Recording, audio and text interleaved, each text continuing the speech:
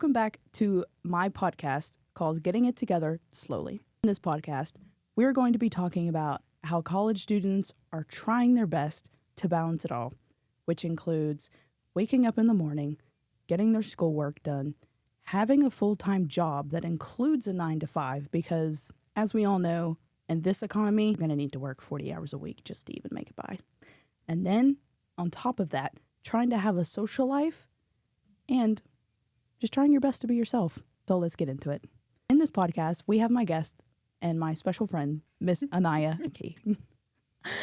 So glad to be here to be a part of this project. So Anaya, whenever I'm going to talk about getting it together slowly, I basically just want to hit the key points of how you feel as a 22-year-old college student and how you feel in your personal life as well as your social life. And I want you to be 100% realistic with me. Show me the good, the bad, the ugly, everything. So the first question I'm going to ask is, whenever you are in college, how do you balance getting your work done that includes tests and just discussion boards and assignments, because we all know that can be really hectic in itself, and obviously that takes up time out of your day. So I just really want to know, how do you balance college with your day-to-day life? Yeah, so my college experience is actually a lot different than a lot of other people's because I'm not just a college student. I am also a single parent. So I have to make a planner. This is what has to get done no matter what. So with that, I'll be at work and I'll take my test while I'm on the job. I'll study while I'm on the job because I know that when I come home, I have to be a mom. And then after I'm done being a mom, I get my child ready for bed. I will go back and I'll keep studying. Honestly, it's super difficult because it is a lot to do in just a short amount of time. Like, wake up at 6 o'clock, get both of us ready, drop her off at school, go to work, get off of work at 4:30, come back home around 6 o'clock, cook dinner, play with her, bath, everything. 9:30, 10 o'clock, she's in bed. And then I still have to do my schoolwork and get them turned in by like 11:59. So it's definitely difficult to do the balance. It really takes discipline. You have to be very disciplined to have to balance work and school, because yes, I'm exhausted and yes, I'm very tired, but I know if I fail this test, I'm failing myself. So I really have to just be very consistent with myself and go, you have to take this test. You need to study for this test, or what are we even here for? So I'm forced myself. I will be dead tired studying until 12 a.m. and going to sleep on like 6 hours of sleep. It really takes, it just takes so much discipline to get that done. And like, you have to know when your limit is though, because you can get overwhelmed and exhausted so quickly. So you just have to be like, all right, this is what I can do in this time frame. This is what I can't do. This is what I need to squeeze in here. Right, This you is what I need focus to on take what you out. can do in like the 10%. Exactly. Recently, I've been having to tell myself, like, listen, you have 2 assignments that you need to get done today, non-negotiable. You have an assignment that you can get done on Thursday because it's not due until Sunday. You have an assignment that's due on Thursday that needs to get done on Monday. So I make sure to list all of that out, and I make sure that no matter how tired I am, I get that done, no matter what. So it really just, it's stressful, but if you can discipline yourself, if you can stay consistent, you can get it done. I honestly love how your thought process is and your mindset, because there isn't a lot of moms that are your age who have that discipline or even have that certain mindset to say, hey, we're going to get this done. And I know a lot of people will say, well, parenting takes a lot out of you and this, that, and the third, which I'm sure it does. I'm sure you can speak for that firsthand. But just knowing that you're not only doing this for you, but you're doing this for your child as Right. well, trying to give you a better life and your child a better life as well. I think that's amazing.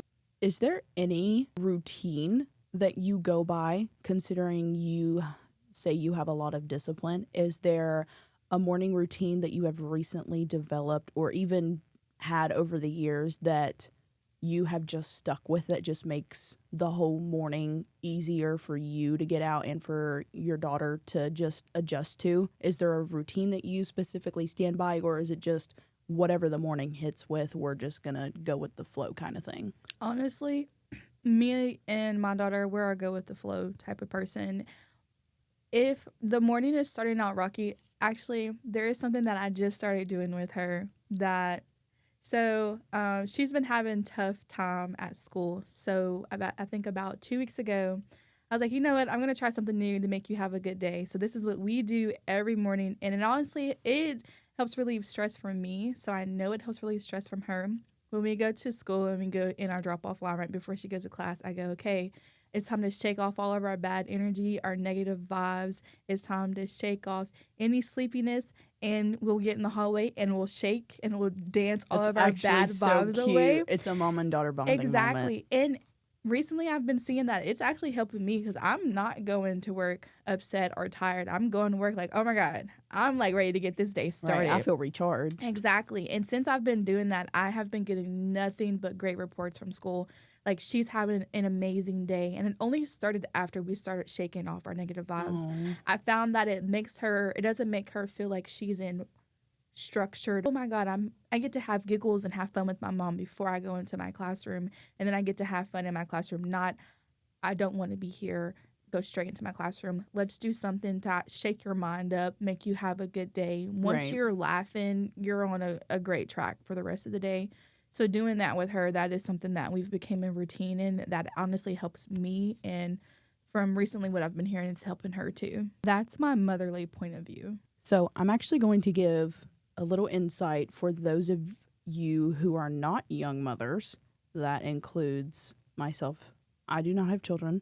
So this is a little routine that I do in the morning just to keep myself in a routine, keep myself in a healthy habit, keep myself in a rhythm, because I feel like that's so important for you as you're getting older, especially in your early 20s, whenever you're trying to juggle life and you're trying to navigate school and your friends and having a good social life and finances and everything else. So my routine is that I wake up at 7 o'clock every single morning. Now, I will say on the weekends, that does vary to 8 o'clock, but I do not have curtains in my room. So as soon as the sun hits the blinds, I'm automatically up. Mm-hmm. And a little tip that I guess I want to share with you guys from my point of view is that I have just recently found this book called The Let Them Theory by Mel Robbins. And in that book, she basically describes, and I'm only like 50 pages in, guys, so please don't quote me on any of this. I'm still a new beginner. But in a couple of pages in those book, she uses the 5-second rule. So when your alarm goes off, you count down from 5, 4, 3, 2, 1. And as soon as you hit 1, you automatically get up out of bed instead of hitting snooze, even though you want to hit snooze because it's prone. It's going to happen. There's going to be days where you're not going to want to do anything.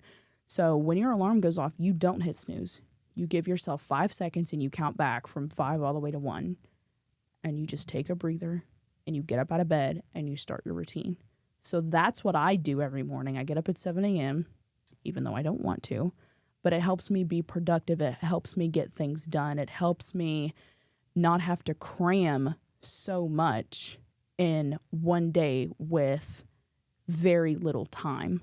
So when I'm up at 7 o'clock in the morning, I immediately get up, I shut my alarm off, I make my bed, I immediately go make a coffee because that is my like energizer in the morning. That is my go-to. That is kind of like my little routine of making a coffee in the morning whenever I very first wake up after I make my bed. And then, I put my favorite creamer in there. I'm going to do things that are going to make me happy, do things that are just things that I like. So when you have a good routine and it's something that you like, I feel like waking up in the morning or just doing whatever is just so much better because you're not being forced to do a certain something. So after I make my coffee, I immediately go back into my room. I pull the blinds up, let the sun come in, And then I go to the bathroom. I put on my Rode eye patches. I put those on, and I have a cute little matching set from the night before. And I put on my eye patches. Like I said, I just drink some coffee. I open up my journal, document for the morning of daily affirmations. Like, this is going to be a good day. You know, I'm looking forward to anything. My goal today is drinking a certain amount of water. And we're just going to get some things done today. Like, today we are going to be productive. So that's my morning routine of just getting everything in order. Because I feel like once you have a good morning routine, you're setting yourself up for a productive but also positive day. But when you have a good routine and it's something you like, you know that it's not like being forced. It's something that you genuinely enjoy. And then once my morning routine is over, you know, I get ready for work, and then I leave. I go to work and I come back, and then I do whatever else I need to do, whether that's washing dishes, whether that is putting laundry in the dryer, whether that is vacuuming my room, cleaning the bathroom, doing something other than just not doing anything. Now, if everything around the house seems to be okay and like there's nothing to do, then that's when I will take the afternoon or evening, whatever the case may be. I take that time to myself, and I just take a minute to just breathe, you know, like, oh, I was productive. This is me time now. So it's all, for me, it's all about routine. And I know having a kid in there makes the routine probably a lot more harder than it is without one. But I will just say that having a good rhythm for yourself and a good routine is definitely one of the best ways to get it together. And whenever I say slowly, I mean you do not have to wake up at 5 a.m. every single day, Monday through Sunday or Sunday through Saturday, however you want to look at it.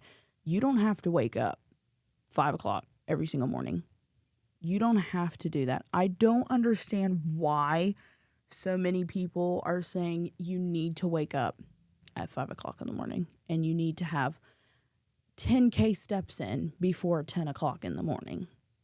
And you need to do all of your online work before 11 o'clock. So that way you're free with your friends at noon to go for lunch. And then you're going to have a girls' night out at 5 p.m. And that's every single day? No. Because let's be for real, I don't got the funds for that. And a really quick question. Since you are a mother, how do you balance or find the time to even remember to text your friends or your family just to say, hi, hello, how are you? You know, sorry I haven't had the time to message you. Life has been so hectic. Like, do you honestly just forget? Or is it because life is so crazy? Like, I'm genuinely asking, like, how do you balance that out? Like, how do you remember to keep up with your social life of friends and family and just trying to keep them all in the loop with you and not try to like exclude them? Obviously it's not on purpose, but life happens. So how do you balance that, really?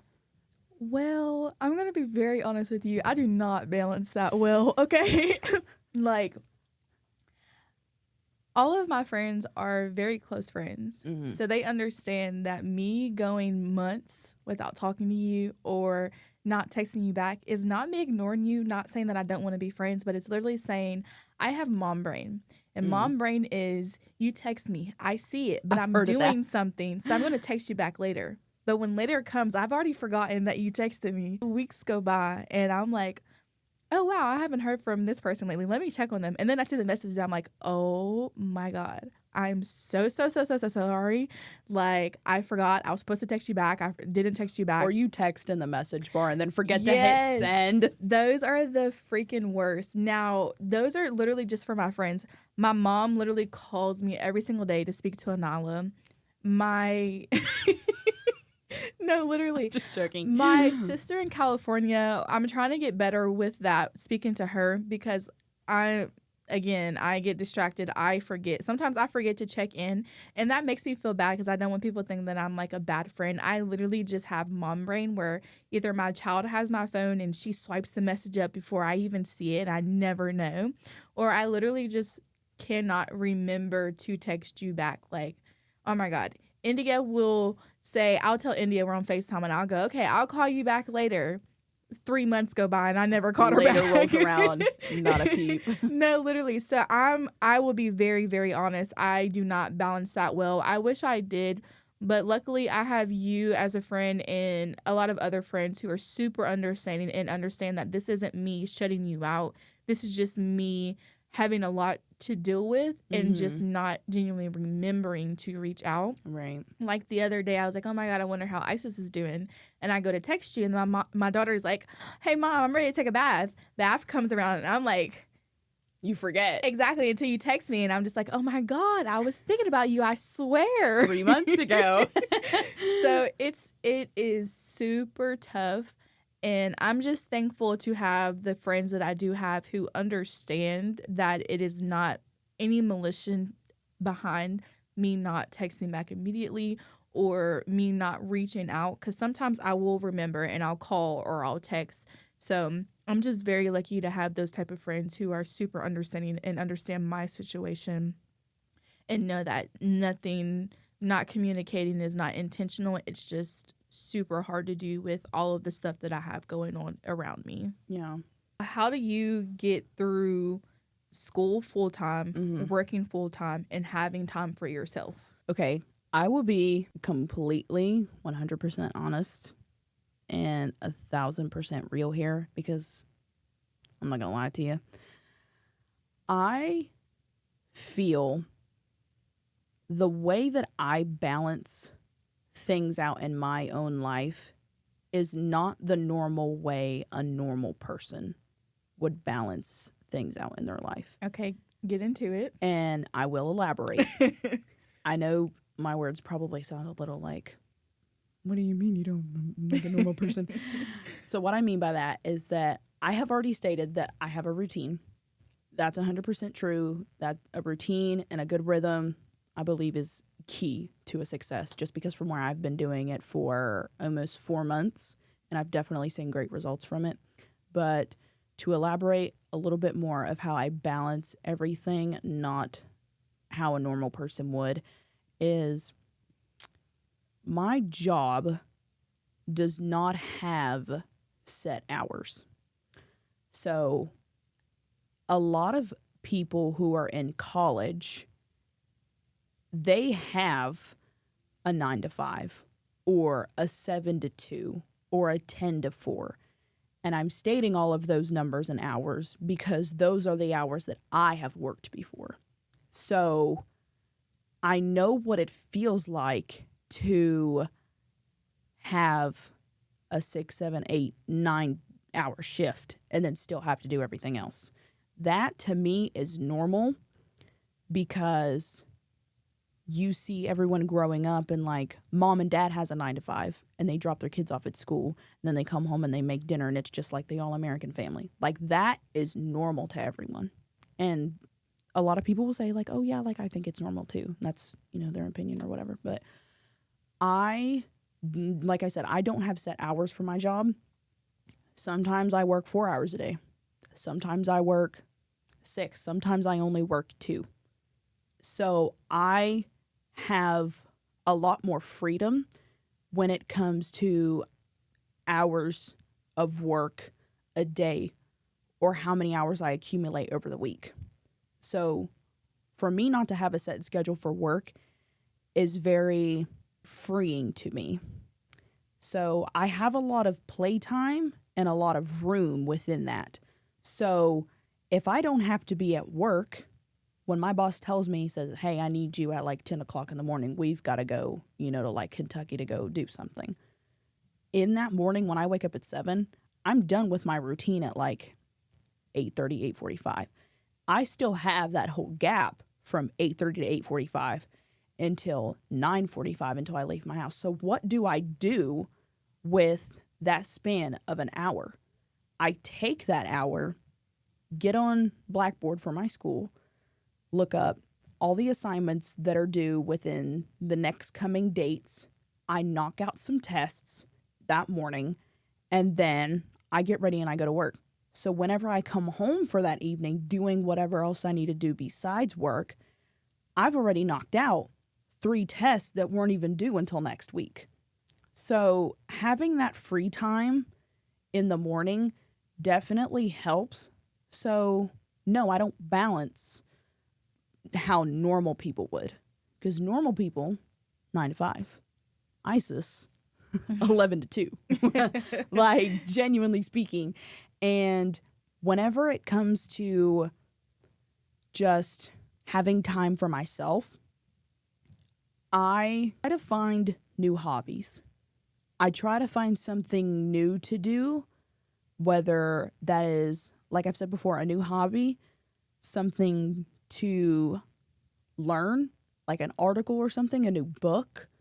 I try to stimulate my mind a lot more by just really investing in myself, if that makes sense, because nowadays everyone is so invested in scrolling and being on social media 24/7 and Instagram this and TikTok this and posting jobs on LinkedIn. And it's just like a never ending cycle of being on social media every single day, that there's days sometimes where I don't even want to look at my phone. So I read a couple pages from my book, or I go outside and I take photos of like the flowers that are being bloomed, or I go outside and feed the chickens. Like I do stuff like, I love that. Honestly, the moment that I get free time, I'm going straight to bed. Okay. I am getting my sleep. I love that you are so like energized whenever you have your free time. Cause me, honey, turn the lights off, I'm asleep within 2 seconds. Okay.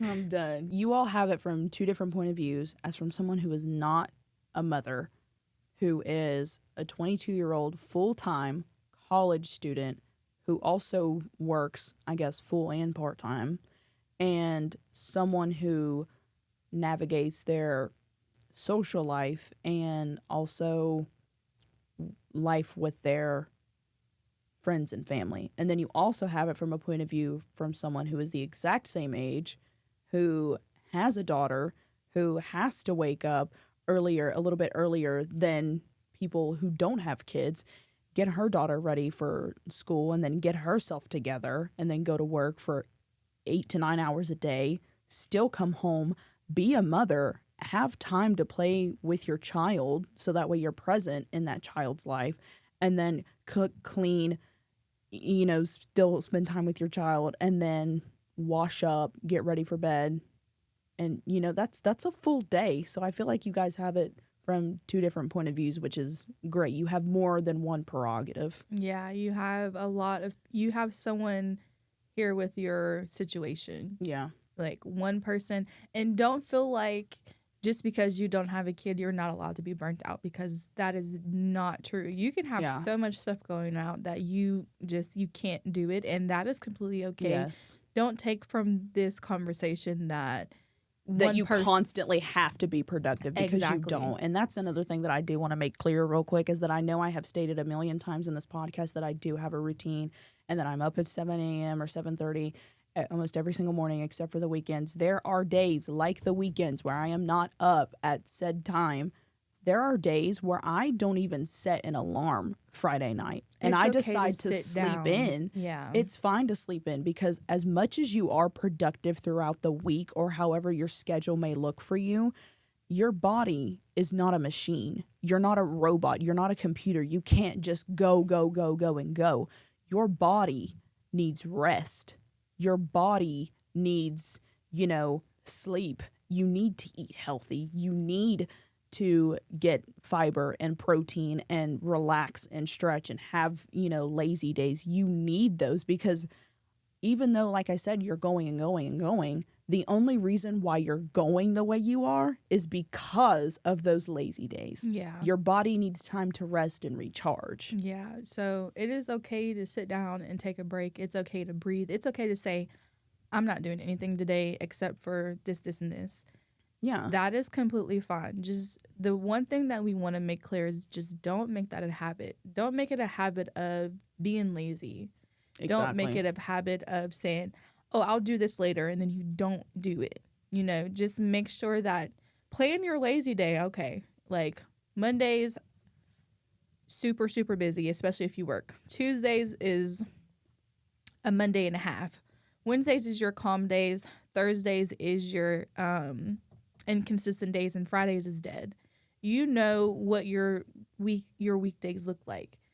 Wednesdays, sometimes I'm like, you know what? I don't want to do any homework today. I know that I can get this all done tomorrow and on Friday. And if I need to, I can do homework on Saturday morning and still have everything turned in. Just make sure you don't overextend and underextend yourself. Don't give yourself more to do when you know you had the energy to get it done the day before. So it's just something to be very wary about. Right. Don't procrastinate, people. You said, what have you gotten from this semester so far? What have you taken from this semester so far? if there was one main thing I could take from this semester overall, it would be to pace yourself. Do not think that everything has to be done in one day, because there are a lot of college students out there, even people who are in grad and undergrad school, who are racing against time of trying to fit everything in one day.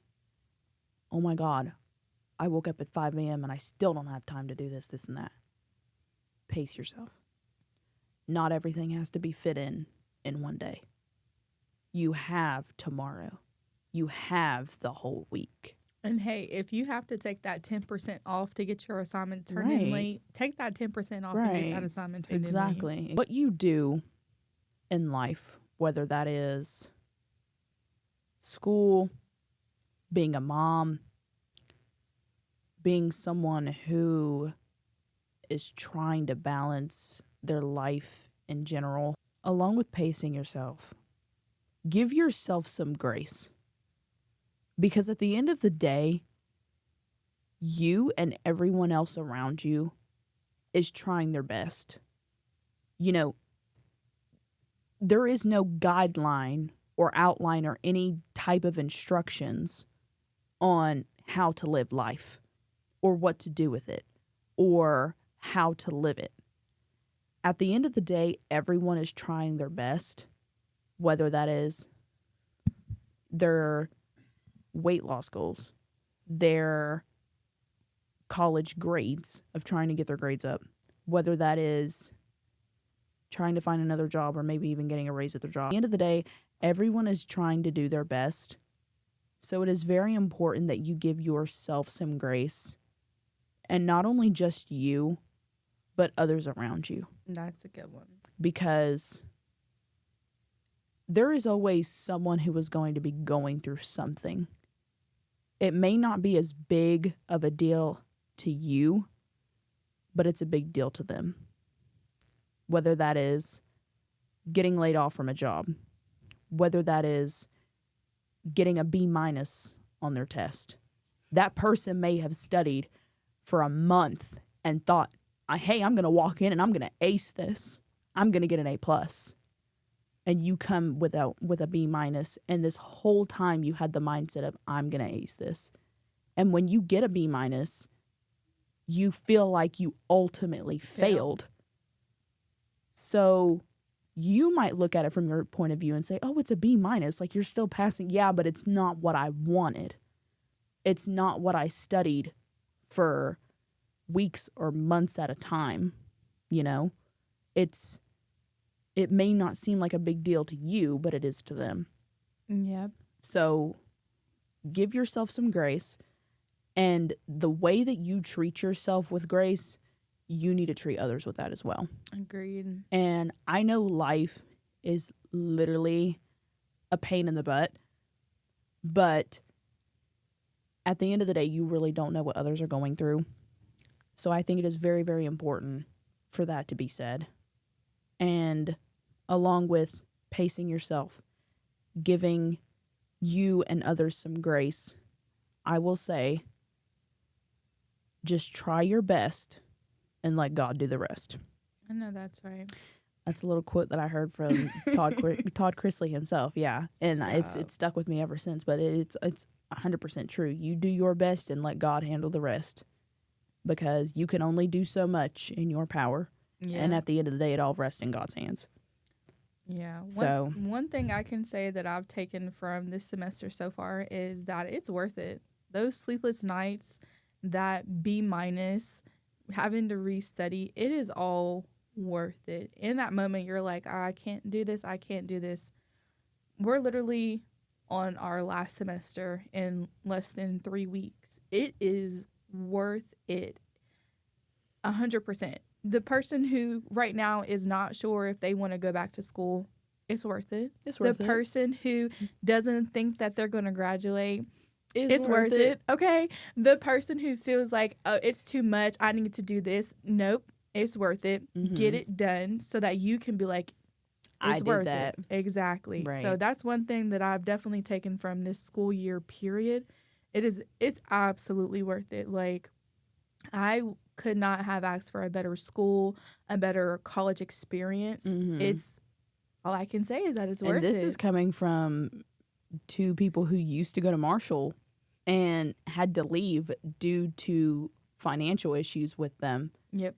And we will be graduating soon from Mount West. And that, I think that's the thing that baffles me so much, is because we both had the mindset of, oh my God, we're never going to be able to go back to college. Such a big testimonial right there, you guys. No, for real. Like, and I was pregnant when I was at Marshall. I was carrying my child, Throwing up in the bathroom at 2 a.m. throwing up in the bathroom at 2 a.m., forcing her to take me to Little Caesars to get some cold pizza, which I'm still mad at them about. Little Caesars. Or still going to Jimmy John's to walk around the corner at night to get a sandwich. Okay, it was jumping off them high beds. Oh my God! Listen, So, oh my God, I'm gonna be sick. okay, walking to classes in the summer, In the heat. like when I tell you, you guys, we weren't at Marshall for a full semester before we dropped out. No. And I was going to school for something completely different than what I'm going to school for now. So what I would say is that it is not the end of the world to change paths, because I never thought that I would be at a community college studying what I'm studying now. I always had my mindset on a 4-year college, going to law school, going to somewhere in that area. Dream big, because the only person that limits you is you. Exactly. And if your path changes, do not think it's the end of the world. Adapt. If you can adapt, you can get through it. And I'm going to tell you and again, evolve. it's worth it. Tea. Clock that, okay? Guys, that is it for episode 1 on Getting It Together Slowly. Thank you so much for listening. I hope that during this podcast you can take just a little piece of advice, or even just a little piece of hope from this podcast. We did our best to give you some encouraging words, as well as trying to be 100% realistic throughout this entire podcast. So I do want to say thank you so much for listening. Please remember to give you and others around you some grace. Even the small wins are still wins. They don't have to be a big win each time. Thank you all for joining us, and I hope you all have an amazing day. Getting it together slowly. Bye. Bye.